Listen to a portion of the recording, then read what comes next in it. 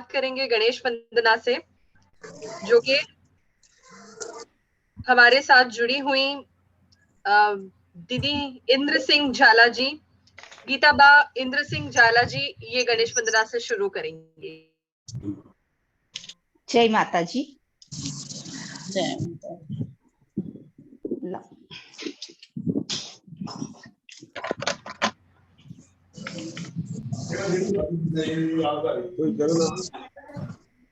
दीदी रिकॉर्ड करो, रिकॉर्ड।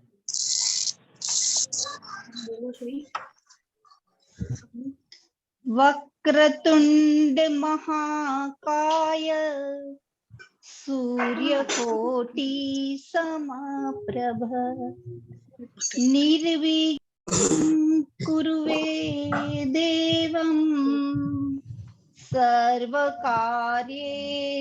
सर्वदा सर्वकार्येषु सर्वदा।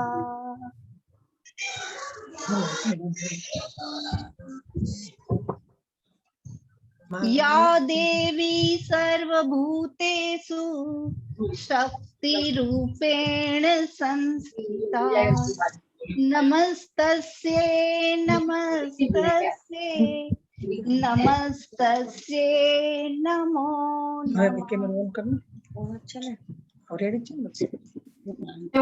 जय माता जी। यहाँ उपस्थित सर्वे राजपूतानियों राजपूत भाई सबको जय माता जी।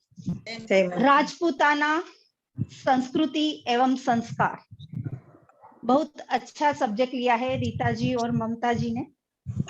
और राजपूताना शब्द ही इतना, इसमें इतना भार है कि वो बोलते ही एक अनोखा दृश्य नजर समक्ष आ जाता है। आज के जमाने में भी राजपूताना जो भी संस्कार है वो यहाँ से ही शुरू होता है, पूजा से। देवी माँ की पूजा के बिना कोई कार्य राजपूत लोग नहीं करते हैं। और यहाँ हमारे यहाँ गुजरात में तो आज भी दशहरा के दिन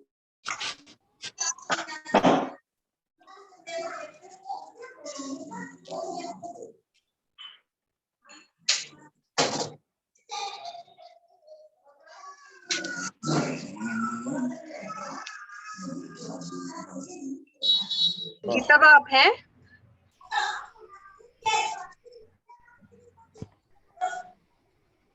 जय भवानी, जय राजपूताना, सभी लोग का आपका स्वागत है। सभी भाइयों को जय माता जी। हेलो, जय माता जी। हाँ, सॉरी थोड़ा डिस्कनेक्ट हो गया था।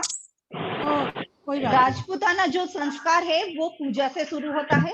जब राजपूत लोग युद्ध में जाते थे तो राजपूताना टीका लगा के तलवार हाथ में थमाती थी। आज भी जो भी युग है उसमें हमारे यहाँ गुजरात में तो जय माता जी बोले बिना कोई घर से नहीं जाता है। दशहरा के दिन शस्त्र पूजा भी होती है और राजपूताना जो संस्कार है वो कायम रहना चाहिए। आगे का सवाल रीता जी लेगी। नमस्कार। जय माता जी। जय माता जी, जय राजपूताना, जय।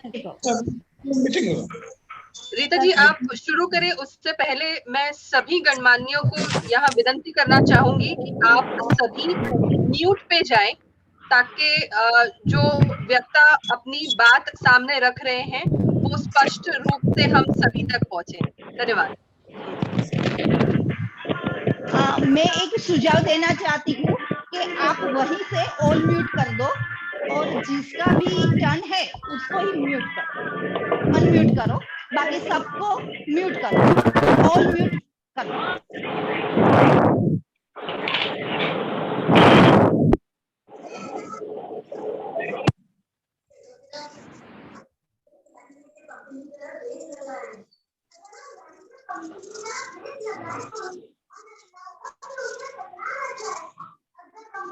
जी शुरू कीजिए। जी ओके। जय जय राजपूताना, जय भवानी। सभी राजपूतानी भाइयों बहनों के भाइयों का स्वागत है। मैं रीता भूपेंद्र सिंह बजलवती, आप सब इस कार्यक्रम की संचालिका। ममता जी संबोधित करें।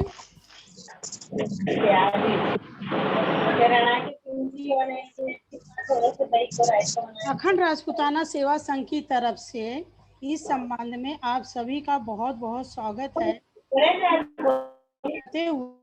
आज का हमारा विषय है, हम सबको जो है इसमें गौरवान्वित किया गया इस विषय में, जिसपे प्रतिभाएं राजपूताना संस्कृति और संस्कार को लेके विचार प्रकट करेंगी हमारी जो राजपूतानियां हैं। ममता जी आगे संबोधित करें आप। आपने किसका नाम लिया रीता जी? ममता जी आप संबोधित करें। ममता जी को अनम्यूट करें। हाँ जी, ममता जी आप उससे पहले अखंड राजपूताना सेवा संघ जिसकी तरफ से ये वर्चुअल संवाद आयोजित किया जा रहा है, उसके बारे में हम आपको संक्षिप्त में बताना चाहते हैं। 2016 में स्थापना की गई राजपूताना सेवा संघ की, यानी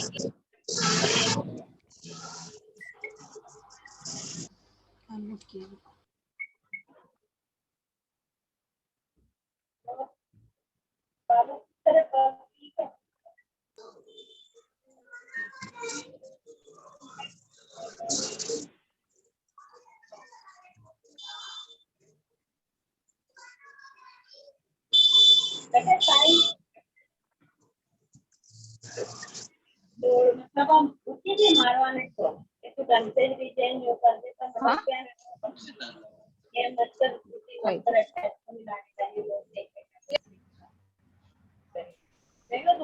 हेलो, आप सभी से निवेदन है कि सिर्फ ममता जी बोले, बाकी सभी लोग अपने को करें। आपके वजह से उनको जो बोलना है वो स्पष्ट नहीं हो पा रहा है। तो कृपया आप सभी लोग अपने आप को अनम्यूट करें।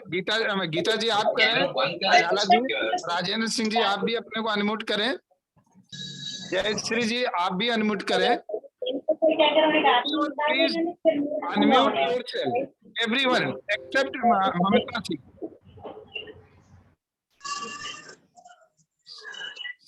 सभी लोग अपने आप को म्यूट करें, सिर्फ ममता जी को छोड़ के बाकी सब लोग ये करें।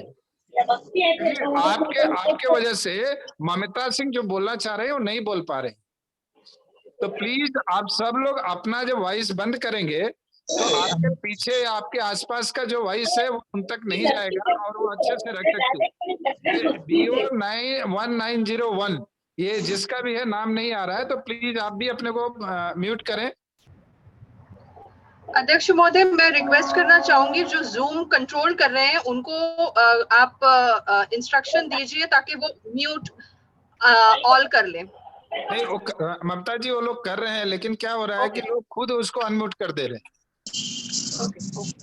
तो इसके लिए, और ये मेरा आई थिंक ये लास्ट रिमाइंडिंग रहेगा, आप सब लोग एक समझदार हैं, इस चीज को ध्यान में रखें कि आपकी उपस्थिति यहाँ है तो एक दूसरे की बातें सुनने के लिए, और अगर आपके वजह से कोई अपनी बात नहीं रख पाएगा तो कहीं ना कहीं उसको दिक्कत हो जाएगी।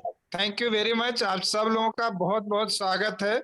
और एक तो पिक्चर बोलते हैं ना, फोटो आप फिनिश, वो पूरा राजपूताना का ही है, तो इससे हम सब लोगों को बहुत खुशी है और आप अच्छे से अपना संवाद रखेंगे, विश्वास है। जय राजपूताना, अखंड राजपूताना।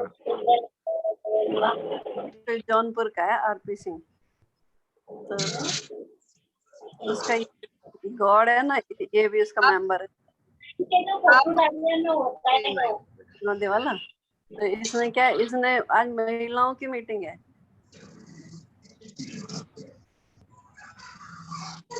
आप सभी मुझे सुन पा रहे हैं? तो हम शुरू करते हैं आज के प्रोग्राम का।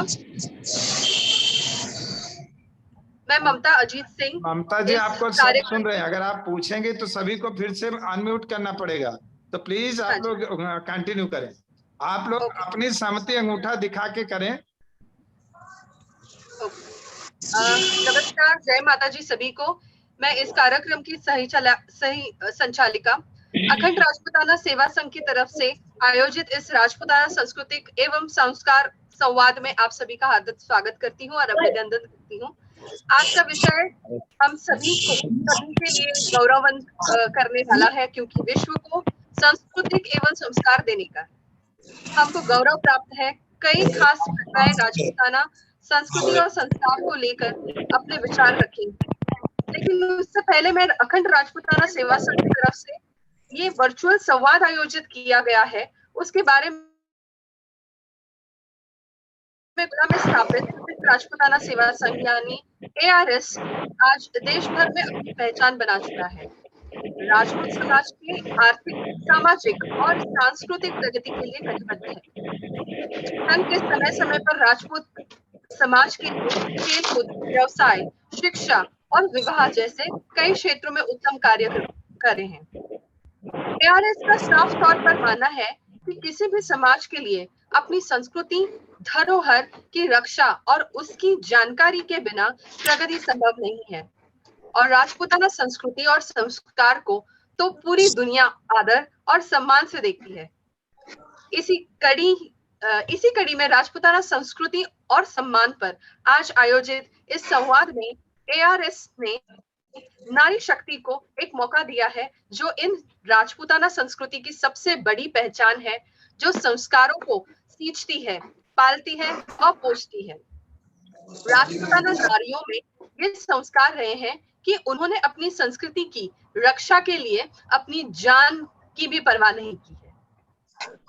आज इस ऑनलाइन संवाद में हम कई विषयों पर वक्ताओं को सुनेंगे, जिसमें मुख्य तौर पर पहला गौरवशाली धरोहर विरासत, दूसरा सर्वोत्तम संस्कृति धर्मपरायणता, तीसरा अस्त्र शस्त्र एवं रहन सहन, चौथा वचन संकल्प का महत्व, पांचवा युवाओं में असमंजस्य और अविश्वास की धारणा, वर्तमान पीढ़ी के लिए महत्व, खेल, शिक्षा, व्यवसाय एवं राजनीति का महत्व, एकता के महत्व पर स्पष्ट संदेश और आजादी के बाद बने समानता एवं अधिकार कानून पर प्रतिक्रियाएं। यहाँ मैं ARS से जुड़े गणमान्य व्यक्तियों का भी उल्लेख करना चाहूंगी। ARS के राष्ट्रीय अध्यक्ष हैं श्री RP सिंह जी, राष्ट्रीय उपाध्यक्ष हैं श्री वीरेंद्र सिंह गौर, राष्ट्रीय युवा सचिव की संतोष सिंह एवं राष्ट्रीय सचिव एवं प्रभारी बिहार श्री रविशंकर सिंह जी सहित प्रचार मंत्रियों की टीम, टेक्निकल टीम के सदस्य, आप सभी के सहयोग के लिए इस संवाद में जुड़े हुए हैं। अब मैं आज के विषय, अतिथियों और वक्ताओं को मध्य प्रदेश जो अतिथि है श्रीमती दशरथ महेंद्र सिंह परमार, जो के अध्यक्ष अखिल गुजरात राजपूताना महिला संघ की है। आज की विशिष्ट अतिथि है श्रीमती नीरा तोमर, जो के पूर्व प्रदेश उपाध्यक्ष भाजपा हरियाणा से हैं, और आज की प्रमुख महिला वक्ता है डॉक्टर मीरा शंकर सिंह जी, जो के निदेशक और प्रोफेसर SNDT मुंबई, श्रीमती अर्चना सुनील सिंह ठाकुर जी, जो कि प्रोफेसर नागपुर महाराष्ट्र से हैं, श्रीमती निशा सिंह, जो कि शिक्षिका लखनऊ उत्तर प्रदेश से है, श्रीमती प्रतिभा सिंह जी, जो कि एडमिनिस्ट्रेटर चरक डायग्नोस्टिक सेंटर से हैं, श्रीमती अमृता राठौड़, जो कि समाज सेविका उज्जैन मध्य प्रदेश से हैं, श्रीमती संध्या सिंह, जो कि गृहिणी है आरा बिहार से, सुश्री नयनबा जडेजा जी, समाज सेविका राजकोट गुजरात से हैं, श्रीमती रश्मि सिंह जी, जो कि निदेशक क्राफ्टाड़ा छत्तीसगढ़ से हैं, श्रीमती संगीता शाही, जो कि शिक्षिका उत्तर पश्चिम दिल्ली से है, और श्रीमती निर्मला कंवर राठौर, जो कि अध्यक्ष हैं जौहर शतानी संस्थान चित्तौड़गढ़ राजस्थान से। तो यह है आज के स्पीकर। इसके अलावा भी हम कई गणमान्यों और विशेष व्यक्तियों, श्रोताओं के तौर पर इस संवाद में उपस्थित हैं। तो चलिए शुरू करते हैं राजपूताना संस्कार और संस्कृति पर संवाद। तो सबसे पहले मैं आमंत्रित करती हूँ हरियाणा में भाजपा की पूर्व प्रदेश अध्यक्ष श्रीमती नीरा तोमार को। आपको बहुत बहुत स्वागत है नीरा जी, आप प्लीज संबोधित कीजिए।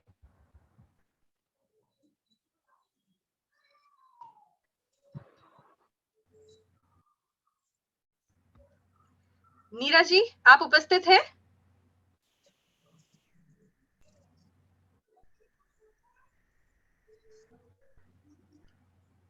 नीरा जी? क्या मेरी? हाँ जी, आपकी आवाज आ रही है। आप संबोधित कीजिए प्लीज।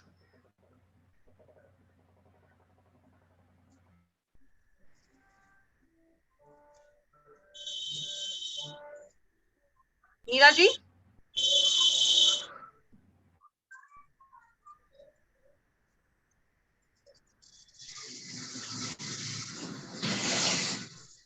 कहीं फेस पहना हो तो लैट्रिन होने लगता है।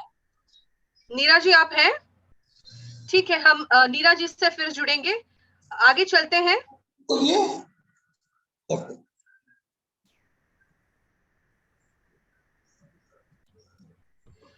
कहते हैं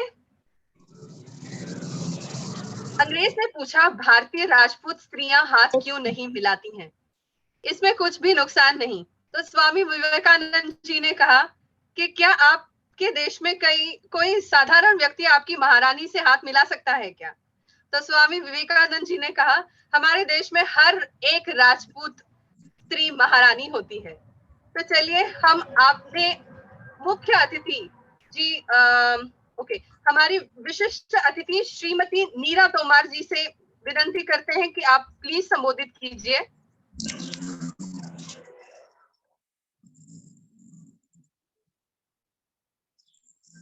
लग रहा है मीरा जी जुड़ नहीं पाई हैं। हम हमारे अगले वक्ता से विनती करते हैं डॉक्टर मीरा शंकर सिंह, निदेशक और प्रोफेसर एसएनडीटी मुंबई। प्लीज आप आपके वक्ता संबोधित कीजिए। धन्यवाद ममता जी। मैं आशा करती हूँ कि मेरी आवाज सब तक पहुंच रही है।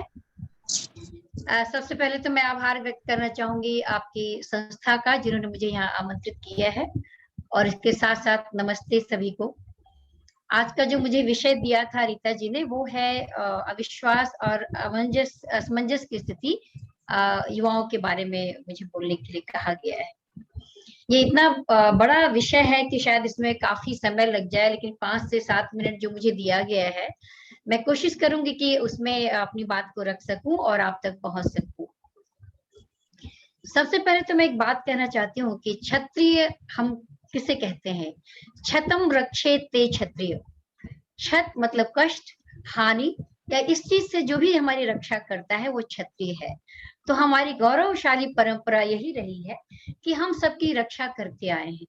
समय आज ऐसा आ गया है कि हमें अपने आप को भी सुरक्षित करने के लिए एक कवच की जरूरत पड़ती है, और उसमें कवच के साथ जिसको हम सुसज्जित कर सके, हमारा युवा वर्ग पहले आता है। हाँ वैसा मैं शुरुआत करना चाहूंगी एक श्लोक से। हाँ जी, हाँ जी। आप प्लीज अपने आप को म्यूट कर दीजिए, नहीं तो फिर मुझे टाइम कम मिलेगा।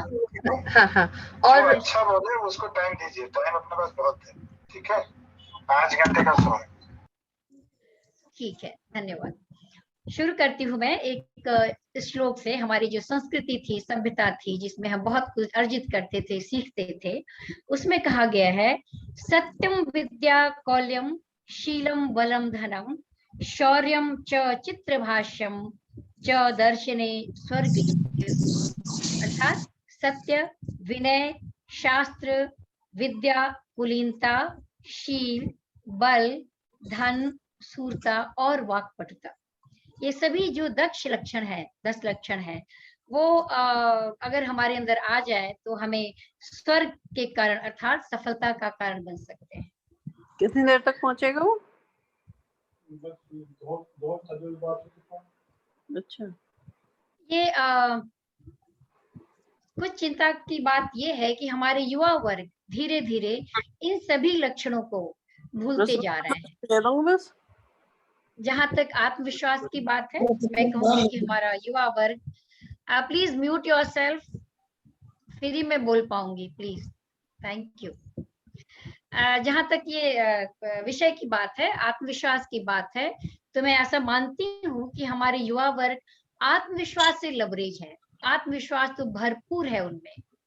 और युवा किसे कहते हैं, डेफिनेशन हम सबको मालूम है, 15 से 24 साल के बीच में जो लोग आते हैं। और भारत एक सबसे बड़ा एक डायनामिक है, एक सिंह ग्रुप साहब है। आपकी और सीमा सिंह जी की, अच्छा अच्छा, मैं शुरू करूं, मतलब कंटिन्यू रखूं? हेलो ममता जी, हेलो, मीरा जी आपकी और सीमा होल्ड सिंह जी कीजिए, 2 मिनट होल्ड की कीजिए। जो डिस्कशन है वो आ रहा है मुझे वर्चुअल बता मीटिंग में। दीजिएगा तो मैं करूंगी। जूम मीटिंग के जो सीमा सिंह कंट्रोलर जी हैं की उनसे विनती करेंगे कि कैसे आ रहा है? प्लीज आप सभी को म्यूट मोड पे डाल दीजिए, इट्स अ रिक्वेस्ट। पता नहीं, अच्छा ये जो वर्चुअल मीटिंग चल रही है उसमें पता नहीं कहाँ से सीमा सिंह जी का जो पहले कभी बात हुई है आपकी, वो कभी ये बीच में आ रही है, पता नहीं कैसे आ रही है।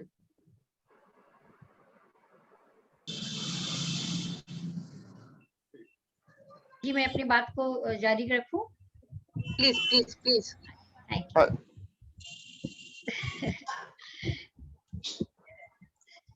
तो मैं ये कह रही थी कि हमारा जो आज का युवा वर्ग है वो आत्मविश्वास से तो भरपूर है, आत्मविश्वास की कोई कमी उसमें नहीं है। और मैं ये कहूंगी कि वो पैक ऑफ एनर्जी है, और उसी को लेके हम बहुत गौरवान्वित भी महसूस करते हैं कि हमारी बड़ी संख्या में हमारे युवा वर्ग हैं जो देश को, समाज को, व्यक्ति को, परिवार को गौरवान्वित कर सकते हैं और आगे बढ़ा सकते हैं।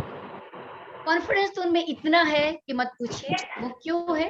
क्योंकि जो नई टेक्नोलॉजी है जो उनको अवेलेबल है, उसी की वजह से वो सोचते हैं कि जो कुछ दुनिया में ज्ञान है वो उनके पास आ गया है।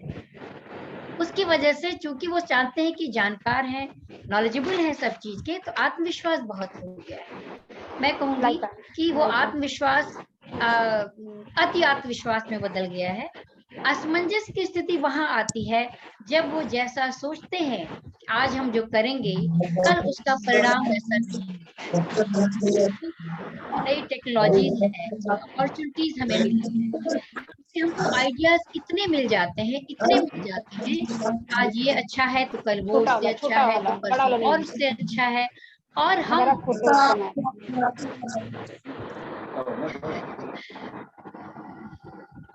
और हमारे जो युवा वर्ग है वो निर्णय नहीं ले पाते हैं कि क्या करना चाहिए। उसमें क्या होता है कि वो इतने उत्साह से भर जाते हैं कि आइडिया हमारे पास है, ये हम कर सकते हैं और इसमें हम सफल भी हो सकते हैं। लेकिन शायद वो भूल जाते हैं कि किसी भी चीज को, किसी भी काम को सफल बनाने में या आगे बढ़ने में एक परसुएसिवनेस, निरंतरता, निरंतर प्रयत्नशीलता की बहुत ज्यादा जरूरत होती है। और वो चूंकि मॉडर्न युग में जी रहे हैं तो उस चीज को ध्यान में नहीं लाते हैं, बहुत आतुर है तुरंत तुरंत रिजल्ट पाने के लिए। उसमें वो रिजल्ट नहीं मिलता है तो बहुत ज्यादा असमंजस, बहुत ज्यादा खुद के ऊपर फिर अविश्वास शुरू हो जाता है, और यहाँ से उनकी परेशानियां शुरू हो जाती हैं। शुरू में क्या होता है कि थोड़ा बहुत ज्ञान अर्जित करने के बाद, मैं किसी समाज का नाम इसलिए नहीं लूंगी क्योंकि ये मेरे ख्याल से समाज के हर वर्ग में परेशानियां हैं, व्याप्त है। मैं रीता जी का धन्यवाद करना चाहूंगी कि उन्होंने ये हमें टॉपिक दिया बात करने के लिए, कि जो समय शुरुआत में उनको हर चीज एक क्लिक पे अवेलेबल हो जाती है, लेकिन जब वो जिंदगी की संघर्ष की धारा में उतरते हैं तो धारा बहुत तेज रहती है और उनको बहुत ज्यादा प्रयास करना होता है अपने आप को वहां सुरक्षित रखते हुए आगे बढ़ने के लिए। यहीं से समस्या की शुरुआत हो जाती है। हमारे युवा वर्ग आज क्या है, वो बहुत ज्यादा आत्म केंद्रित है और आत्ममुग्धता से परिपूर्ण है। सबको ले लीजिए। और मैं ये कहती हूँ कि ये जो आत्ममुग्धता है वो किसी न किसी वजह से हमारे लिए, हमारे युवा वर्ग के लिए बहुत ही घातक हो जाता है। मैं ये कहना चाहूंगी कि युवा वर्ग को ये भरोसा करना होगा कि वो जो करना चाहते हैं वो कर सकते हैं, लेकिन इसका ये मतलब नहीं है कि उसमें उनको असफलता नहीं मिलेगी, उसमें उनको संघर्ष नहीं करना पड़ेगा, उसमें उनको समय नहीं देना पड़ेगा, उसमें उनको कठिन परिश्रम नहीं करना पड़ेगा। अगर ये जानते हैं कि सब चीज आसानी से मिल जाएगा तो फिर वहां उनको असमंजस और लैक ऑफ कॉन्फिडेंस की बात शुरू हो जाती है। एक मैं उदाहरण देना चाहूंगी, अगर कोई इंसान स्विमिंग करना चाहता है, स्विमिंग सीखना चाहता है, तो बहुत अच्छी बात है कि वो भरोसा है उसको कि स्विमिंग सीख सकता है। लेकिन अगर वो YouTube देख के और उससे सीखने की प्रक्रिया जान के ये सोचेगा कि वो मास्टर हो गया है स्विमिंग करने में और कभी भी पानी में उतर कर तैर सकता है, तो ये उसके लिए बहुत बहुत ही घातक हो सकता है। हमारा युवा वर्ग इन्हीं समस्याओं से, इन्हीं असमंजस स्थिति से आगे बढ़ता जा रहा है और जूझता जा रहा है। आगे मैं कहना चाहूंगी कि कई बार माता पिता की उम्मीदें बहुत ज्यादा बच्चों पर होती हैं, हावी होती हैं। कई बार बच्चों की खुद से उम्मीदें बहुत ज्यादा होती हैं, जिनके बारे में शायद वो बहुत ज्यादा नहीं जानते हैं। इसके लिए मैं एक साइकोलॉजिस्ट के रूप में, समय मिलेगा तो बाद में बात कर सकती हूँ, लेकिन यहाँ मैं बता सकती हूँ कि माता पिता अपनी महत्वाकांक्षाओं का बोझ बच्चों पर डाल देते हैं। कई बार बच्चे उसको सहज स्वीकार करते हैं, क्योंकि वो उनकी भी मैं बोलूंगी कि आइडियोलॉजी या वो जो करना चाहते हैं उससे वो मैच करता है, तो उनको बहुत अच्छा लगता है कि चलो मुझे ये काम करना है, और उससे माता पिता भी प्रसन्न हो जाते हैं। लेकिन कई बार बच्चों में इतनी अच्छे आइडियाज होते हैं, इतनी अच्छी इनोवेटिव मैं बोलूंगी कि आइडियाज और क्रिएटिविटी होती है, एंटरप्रेन्योरशिप स्किल होता है, कि वो पेरेंट्स को बताना चाहते हैं कि मैं ऐसा करना चाहता हूँ, लेकिन कई बार पेरेंट्स समझ नहीं पाते हैं। और उसकी वजह से अगर बच्चे जितनी दूरी तक जाना चाहते हैं अपनी सफलता के मुकाम पे नहीं जा पाते हैं, तो फिर उनको एक अविश्वास अपने ऊपर जन्म लेने लगता है, और मैं कहूंगी कि हाँ, असमंजस की स्थिति भी बनने लगती है। तो बच्चों को कई बार ये समझ में नहीं आता है कि विभिन्न काल चक्रों में कैसा रुख अख्तियार किया जाए। उसके लिए माँ बाप का सहयोग, माँ बाप का निर्णय, माँ बाप का साथ बहुत जरूरी है। लेकिन किसी के दबाव में अगर वो अपने कैरियर का फैसला लेते हैं, तो शायद सफलता बहुत आगे तक नहीं उनको मिलती है, जैसा कि समाज के सभी युवा वर्ग में, खास करके जहां हम लोग रह रहे हैं, बात कर रहे हैं, ज्यादातर पाया जा रहा है। कई बार ऐसा होता है कि अगर बच्चे पेरेंट्स के गोल से, आइडियाज से खुश नहीं है, तो मेरे ख्याल से वो उनको समझाना आना चाहिए कि कैसे समझा सकते हैं। पेरेंट्स भी बहुत ओपन होना चाहिए, बच्चों की बात को शांति से सुनना चाहिए, धैर्य के साथ सुनना चाहिए। कई बार हम भी अपना धैर्य खो देते हैं, क्योंकि वो बच्चे बहुत ज्यादा चंचल होते हैं और बहुत ज्यादा हम बोलेंगे कि फास्ट जाना चाहते हैं, और हम उतना ही एंशियस होते हैं कि अगर मेरी बात नहीं मानेगा तो पता नहीं आगे चल के इसके साथ क्या होगा, और इनमें दोनों असमंजस की स्थिति में आ जाते हैं। तो हमें बच्चों को भी सुनना है, और बच्चे जो कि 18 साल से 24 साल की उम्र के हैं और जो अपना भला बुरा समझ सकते हैं, उनको भी एक अपॉर्चुनिटी देनी चाहिए कि वो माता पिता की बात को भी ध्यान से सुने, क्योंकि कोई भी माता पिता कभी भी अपने बच्चे को अपनी समझ से कोई भी गलत राय नहीं दे सकता है। हाँ, आपकी राय उनसे अच्छी है, तो आप कैसे उसको सामने रख सकें, ये जरूर आपको बताना आना चाहिए। इसके लिए ट्रेनिंग दिया जाना चाहिए, क्योंकि हमारा समाज इतनी अच्छी व्यवस्था कर रहा है, इतनी अच्छी चीजों को उभार रहा है। तो मैं एक गुजारिश करूंगी कि वो जरूर एक ऐसी जरूर मेरे ख्याल से बातचीत का साधन खोले, जिसमें बच्चे अपनी बात पेरेंट्स से कैसे रख पाए, समाज के दूसरे लोगों से कैसे रख पाए, जिससे कि उनकी असमंजस की स्थिति खत्म हो, और आत्मविश्वास जो है, अति आत्मविश्वास के बदले एक बड़ा ही हमें बोलेंगे जो कि उनके विद इन रीच होना चाहिए, उसके साथ वो आगे बढ़ें और अपने देश को, समाज को, खुद को आगे बढ़ाएं। कई बार बच्चों में स्थिति असमंजस की आती है क्योंकि वो दोस्तों के दबाव में आ जाते हैं, क्योंकि माँ बाप का, माता पिता का अगर स्नेह किसी वजह से बात नहीं बनती है, तो फिर वो अपने दोस्तों के साथ चले जाते हैं। अब दोस्तों का भी जो संस्कार है, जो संस्कृति है, वो अलग अलग बैकग्राउंड से आता है। हो सकता है कि एक परिवार से मैच करता हो, एक परिवार से नहीं करता हो, तो उसमें हमें बहुत बहुत ध्यान देने की जरूरत है कि बच्चों का फ्रेंड सर्कल क्या है, बच्चे किसके साथ उठते बैठते हैं, और उनकी सोच कैसी डेवलप हो रही है। क्योंकि अगर अपने दोस्तों से वो प्रभावित हो जाते हैं और उनकी वजह से कुछ फैसले लेते हैं, खास करके अगर कैरियर में, संस्कृति को समझने में, कल्चर को समझने में, तो कई बार वो शायद हमारे समाज से थोड़े से दूर चले जाते हैं। और जब उनको ये एहसास होता है कि गलती कहाँ हुई है उनसे, तो शायद उसमें थोड़ी सी देर हो जाती है और हम थोड़े समय के लिए एक मतलब ब्रेक जैसा हो जाता है और परेशानी में पड़ जाते हैं। तो हमारी ये बहुत ज्यादा मैं कहूँगी युवा वर्ग से भी और उनके माता पिता से भी और उनके परिवार के सभी सदस्यों से कि आप हमेशा उनके साथ बने रहिए। इसका ये मतलब नहीं कि आप उनके साथ हमेशा घूम फिर सकते हैं, लेकिन एक आंख खुला रख के जानिए कि आपके बच्चे का दोस्त कौन है, किसके फैसले से या किसके मेरे ख्याल से दबाव कहना सही रहेगा, वो जो निर्णय ले रहे हैं वो आप देख सकते हैं कि उनके लिए ठीक शायद भविष्य में ना हो, वो देखना बहुत जरूरी है। फिर आजकल की दुनिया है, हम अपने कल्चर की बात कर रहे हैं, कल्चर बदल रहा है हमारा भी, क्योंकि हम बहुत से लोगों के साथ जुड़े हुए हैं और वो सब हमारी संस्कृति और संस्कार को कहीं ना कहीं किसी न किसी रूप में प्रभावित करते हैं। बाहर बच्चों के बहुत संबंध बनते हैं, कुछ उनकी महिला मित्र भी हो सकती हैं और भी तरह के लोग हो।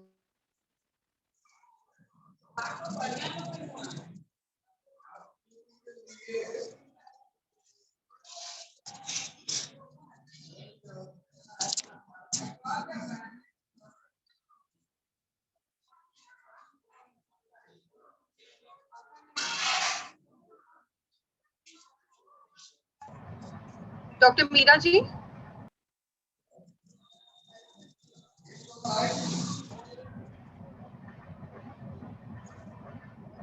आई थिंक कुछ कनेक्शन इशू है, हम होल्ड करेंगे एक आधा मिनट, 1 मिनट के लिए।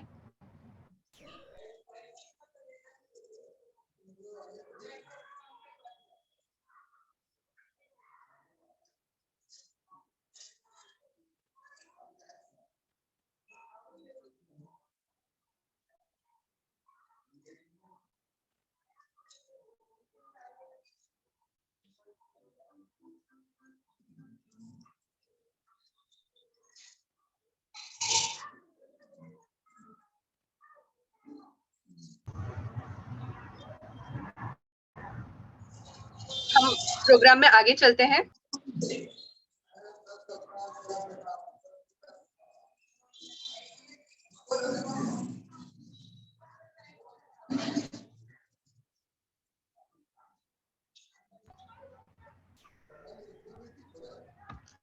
कहते हैं मान मर्यादा अनुशासन यही पहचान है हमारी, राजपूत है हम, ऊंची शान है हमारी।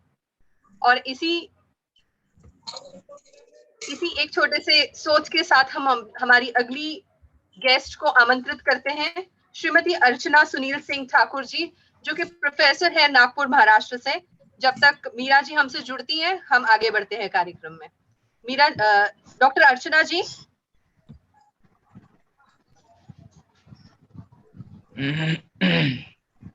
प्रोफेसर अर्चना जी, आप हैं?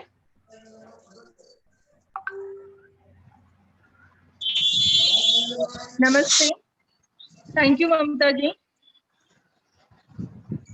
आशा करती हूँ मेरी आवाज पहुंच रही है। आपकी आवाज आ रही है, please go ahead. Thank you. आज के प्रमुख अतिथि विशिष्ट श्रीमती नीरा तोमर जी, श्रीमती दशरथबा महेंद्र सिंह परमार, सभी वक्ता, मान्यवर और सभी श्रोता, सभी को मेरा सादर नमन। आज का मेरा विषय है राजपूताना संस्कृति एवं संस्कार, वर्तमान पीढ़ी के लिए महत्व। राजपूत अपने साहस, वीरता और रॉयल्टी इतिहास में हमारी राजपूती संस्कृति को बहुत भव्यता के करीब से देखा है। आज भी राजपूती संस्कृति अपने को सबसे अलग सटीक रंगों में प्रदर्शित करती है, प्रस्तुत करती है। हमारा पहनावा, हमारा संगीत, हमारा नृत्य, हमारा कल्चर, पगड़ी, चुनरी, पोशाक, इन सभी से सभी रंगों की, सभी अलग अलग रंगों की जो महक है, जो खुशबू है, और सभी रंगों से जो खुशियां जाती है, वो सबको ही बहुत सम्मोहित करती है। राजपूती क्या और भी कई सभी इनको सीखना चाहते हैं, इन कल्चर को अपनाना चाहते हैं, इनकी तरफ आकर्षित होते हैं। सबके अपने राजपूती पोशाक, नृत्य, संगीत, हमारी जो क्या बोलेंगे उसे कल्चर है, हमारे जो राजाओं की जो ऐतिहासिक ऐतिहासिक जो हमारी संपत्ति है, उन सबको सब अपनाना चाहते हैं। इससे बढ़कर और क्या है, यही तो हमारे लिए गर्व की बात है। संस्कार वो सागर है जहाँ आधुनिकता अक्सर डूब जाती है। पलके झुकाना हमारी कमजोरी नहीं है, पलके झुकाकर हमारे संस्कार को उठा देते हैं। दुर्बलतों की रक्षा करना, बड़ों का मान, स्त्रियों का सम्मान, यही हमारे संस्कार है। और हम अगर हमारे आने वाली पीढ़ी में सब संस्कार ना दें तो फिर हमारे पूर्वजों ने जो हमारे लिए उनका जो उदाहरण देकर गए हैं, जो उन्होंने हमें सिखाकर गए हैं, हमें देकर गए हैं, वो पूरा उनका जो है संपत्ति, वो धन दौलत हमें आगे ले जानी है। मानव कलयुग चल रहा है और हम सबको जमाने के साथ ढलना है। नए संस्कार की सोच, नई फैशन आने लगी है, किंतु इसका ये मतलब कतई नहीं है कि आप अपने राष्ट्रीय संस्कार व धर्म का त्याग करें। कहीं भी रहें, शहर या गांव, हमें हमारे संस्कार कभी नहीं भूलना चाहिए। अगर आप ही FB, व्हाट्सएप, इंस्टा, जो भी सोशल साइट्स हम यूज करते हैं, उस पर हम अगर हमारे समाज के प्रति, हमारे समाज की प्रचार करेंगे, रक्षा करेंगे, तो यकीनन आने वाली पीढ़ियां भी इसका सम्मान जरूर करेगी और उनके दिलों में भी अपने राजपूताना के लिए प्राउड फीलिंग होगा। Everybody feel proud that they are Rajput and we are Rajput। हमारी संस्कृति का महत्व सब तक पहुंचाना ये हमारा काम है और ये हम करेंगे तो हमारी आने वाली पीढ़ियां भी ये जरूर इसका महत्व समझेगी। राजपूती सभ्यता, संस्कार, पहनावा और रीति रिवाज परंपरा ही हमारे राजपूतानों की शान है। कल भी थी, आज भी है और आगे भी रहेगी, जो कि पूरी दुनिया में प्रख्यात है। हमें अपने आने वाली पीढ़ियों में ऐसे संस्कार देने हैं जिससे आधुनिकता की चकाचौंध से भ्रमित ना हो।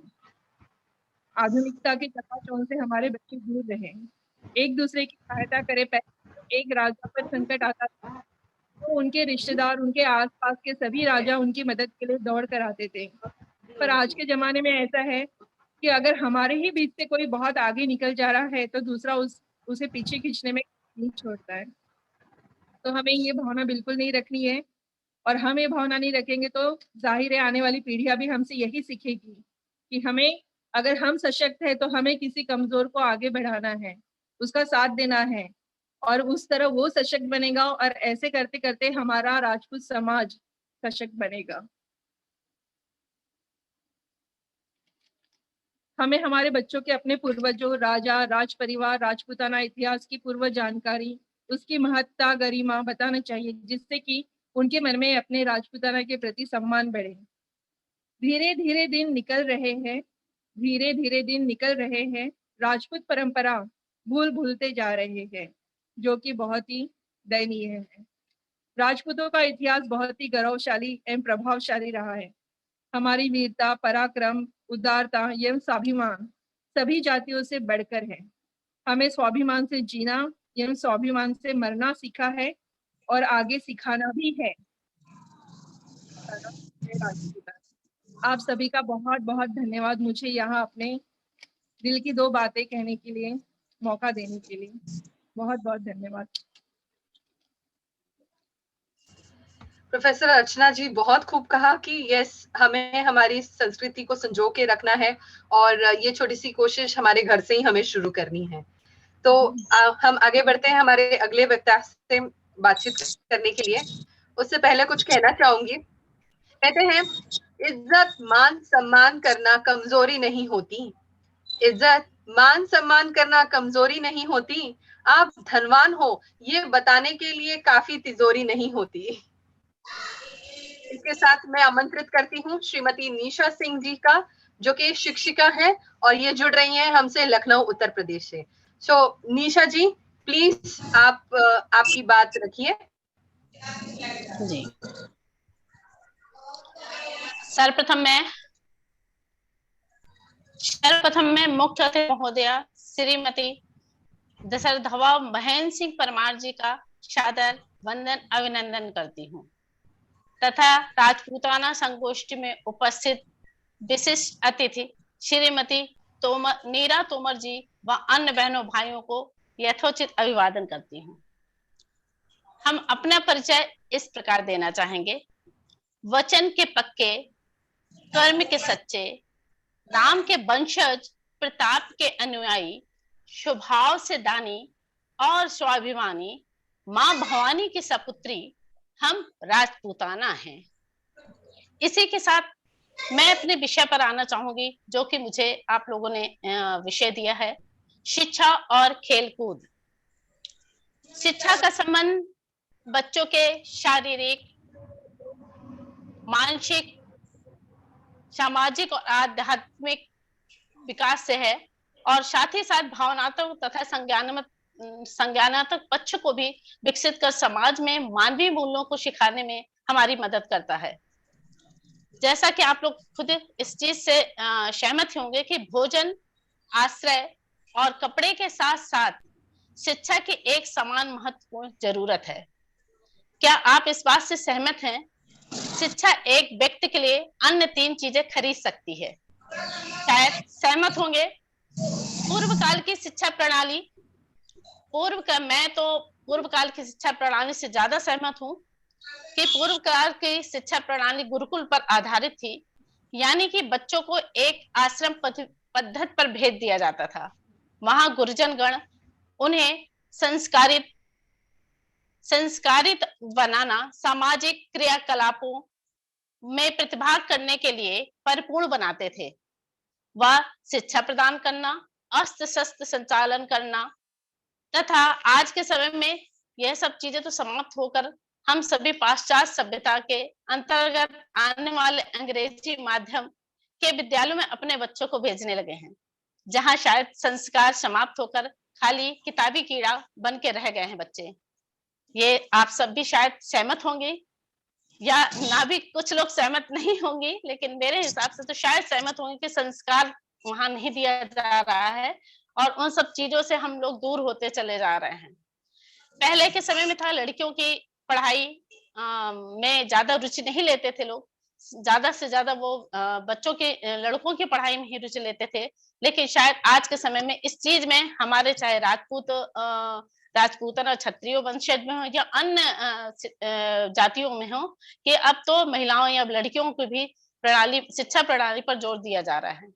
मैं वैसे मेरा मायका बुंदेलखंड में, मैं जन्म मेरा बुंदेलखंड में हुआ है, तो मैं बुंदेलखंड की शिक्षा व्यवस्था पर थोड़ा सा प्रकाश डालना चाहूंगी। वहां पर पूर्व काल में शस्त्र चलाने पर ज्यादा जोर दिया जाता था। आज भी शायद आप लोग परिचित होंगे कि लोग कहते हैं कि बांदा जिले में खाने को कुछ ना हो, लेकिन एक उनके कंधे पे राइफल जरूर टंगी होगी। शायद आप लोग इससे कुछ लोग जो जानते होंगे वह सहमत होंगे। पर आज वहां पर काफी जागरूकता आई है। बालिकाओं को तो बिल्कुल भी नहीं पढ़ाया जाता था, लेकिन आज वहां बालक बालिकाएं समरूप में ही पढ़ रही हो और मुझे लगता है कि लड़कों से ज्यादा लड़कियां वहां पर शिक्षित हो रही हैं। मैं पहले की शिक्षा, खेल कूद व्यवस्था को ज्यादा समझ रही हूँ। कारण पहले माता पिता अपने बच्चों को एक बार आश्रम पद्धति में भेज देते थे। सारी जिम्मेदारी गुरुजनों की होती थी, वह अपने अनुसार हर तरह के ज्ञान प्रदान करते थे, चाहे पढ़ना लिखना, अस्त्र शस्त्र चलाना, जीविका उपार्जन करने के लिए तैयार करना। वह अपने पूर्वजों, क्रांतिकारियों, वेदों, उपनिषदों सभी का ज्ञान प्रदान करते थे। बच्चों में भय भी रहता था, क्योंकि वहां पर उनके माता पिता या अन्य कोई नहीं रहते थे। इसी के कारण उनमें माता पिता का दबाव भी नहीं रहता था और गुरुजन उनको हर तरह से परिपूर्ण बनाते थे। लेकिन आज के समय में स्कूल कॉलेज में बच्चों को शिक्षक को ही मार भी नहीं सकते, क्योंकि मैं खुद शिक्षिका हूँ, इसलिए मैं आपको बता रही हूँ कि हम लोग को सरकार की तरफ से भी ये बोला जाता है कि आप किसी भी बच्चे को ना डांटेंगे और ना मारेंगे।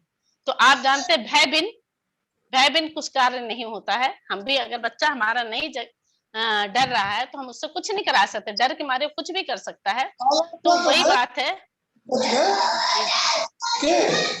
कोई शिक्षक मार नहीं सकता, डांट नहीं सकता। हमारी सरकार भी कई नियम कानून बना दिए हैं, बच्चों को मारेंगे नहीं, पीटेंगे नहीं और किताबों आज के समय में देखिए हमारे किताबों से हमारे पूर्वज तथा क्रांतिकारियों के कितने सारे अध्याय हटा दिए गए हैं, जबकि शायद हम लोगों ने उन सबको पढ़ा है और जाना है। आज रामायण व महाभारत के बारे में हम अगर अपने बच्चों से पूछे तो वो उनको भरपूर ज्ञान नहीं है। वो ये तो बता देंगे कि राम कौन है, ये बता देंगे सीता कौन है, लेकिन अगर उनसे और सारी चीजें पूछेंगे तो वो नहीं बता पाएंगे। इसके लिए शायद कहीं ना कहीं हम लोग भी दोषी हैं। दोषी इसलिए मैं बोल रही हूँ क्योंकि हम लोग भी अब रामायण महाभारत ये सब पढ़ना छोड़ दिए हैं और ज्यादातर हम लोग भी इंटरनेट दुनिया में खोते जा रहे हैं। लोगों को ज्ञान होगा, इसके लिए हम सब भी जिम्मेदार हैं। ये आधुनिक टेक्नोलॉजी मुझे लगता है सबसे ज्यादा जिम्मेदार है। कि अब मैं अपने खेल विषय पर आती हूँ कि मुझे, क्योंकि खेल विषय भी दिया गया है कि हमारे लिए हम सबके लिए शिक्षा और खेल का कितना महत्व है और कितना महत्व पहले था और अब भी कितना उसका महत्व है। पहले के समय में बच्चे घर के बाहर बागों में, खेतों में, बाहर सभी के साथ मिलकर के कितने खेल खेलते थे। आप लोग जानते, अब तो उन नामों को लोग याद भी नहीं है और याद भी नहीं करते हैं कि कबड्डी हो गया, खो खो हो गया, गिप्पी गेंद हो गया, अन्य कई चीजें हैं खेलते थे जिसमें सभी उनकी कितनी एक्सरसाइज होती थी। उसमें योग का समावेश होता था क्योंकि एक्सरसाइज जब हमारे हाथ पैर चल रहे हैं तो योग का समावेश भी होता था। आज बच्चे घर के बाहर निकल ही नहीं रहे हैं, हम निकाल भी नहीं रहे हैं तथा उन्हें हर समय देखिए, हर छोटा सा भी बच्चा है उसके हाथ में मोबाइल है, वो बोलेगा मुझे गेम खेलना है। और हम माताएं भी शायद कहीं ना कहीं इस चीज में वो है कि हम लोग उन्हें मोबाइल पकड़ा भी देते हैं कि बच्चा रो रहा है, लो मोबाइल दे दो, क्योंकि अब एकाकी परिवार रह गया है। पहले क्या था, सब संयुक्त परिवार था। संयुक्त परिवार में देखिए सभी लोग अपने अपने बाबा दादी इतने लोग रहते थे कि बच्चे संभल जाते थे।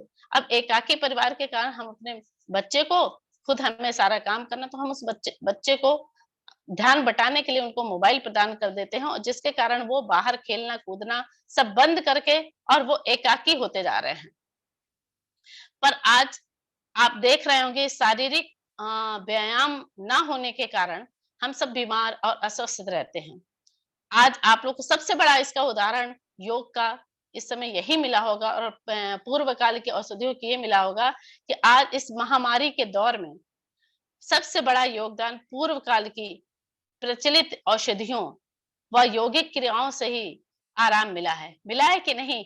आप लोगों ने गौर किया होगा कि सबसे ज्यादा उसी से मिला। मैं यही कहना चाहूंगी कि हम माताएं हैं, अपने बच्चों में संस्कारित करने में अपना अच्छा योगदान प्रदान करें। उनके शिक्षा दीक्षा, उनके पालन पोषण में कुछ समय निकाल करके उन्हें पूर्व काल की सारी बातों को बताएं और उनको हर चीज जो हमारे स्कूलों में शायद नहीं दी जा रही, उनको हम परिपूर्ण करके उन्हें हर चीजों को बचपन से, उनके मुझे लगता है 2 साल की अवधि से उनको हर चीजें अगर हम बताने तो ज्यादा तो नहीं, लेकिन मुझे लगता है थोड़ा बहुत वो जरूर सीखेंगे और वो एक संस्कारित व्यक्ति के रूप में तैयार होंगे। कहने को बहुत कुछ है, बस शायद समय सीमा का ध्यान में रखते हुए अंत में मैं यही कहना चाहूँ